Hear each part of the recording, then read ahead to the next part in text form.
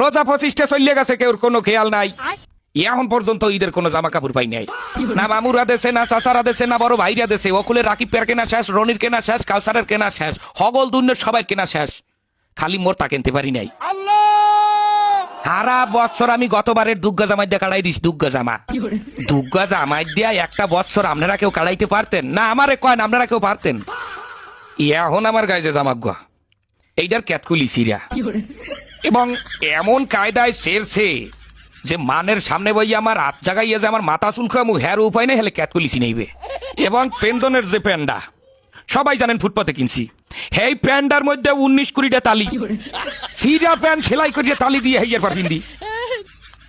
আমি আমার বাপ মা আত্মীয় স্বজন বড় ভাই ব্রাদার মামু খালু বোন বোনাই যারা আছেন সবার কাছে হাত জোর করিয়া কই গেলাম, 27 রোজার মধ্যে যদি আমার কেনাকাটা না করিয়া দেন বোঝেন, হ্যালে এবছর ঈদে আমি কোনো জামা কাপড় পিনবো না। হাফ পিন পিনলে খালি গায়ে নামাজে খারাইলে কলো মানে জিগাইবে একবার কেয়ার বাইর কেয়ার নাতি কেয়ার পোয়া, হেখালে কি আমার আল্লাহর ইজ্জত যাইবে? গেলে কলো সবাই ইজ্জত যাইবে। আমি ভালো করে বলি, আবারও শোনেন।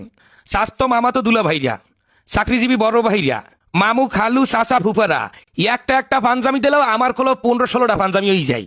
আপনারা জানেন কিনা জানি না, আমার বাপেরা তাহলে 3টা গরু আছে।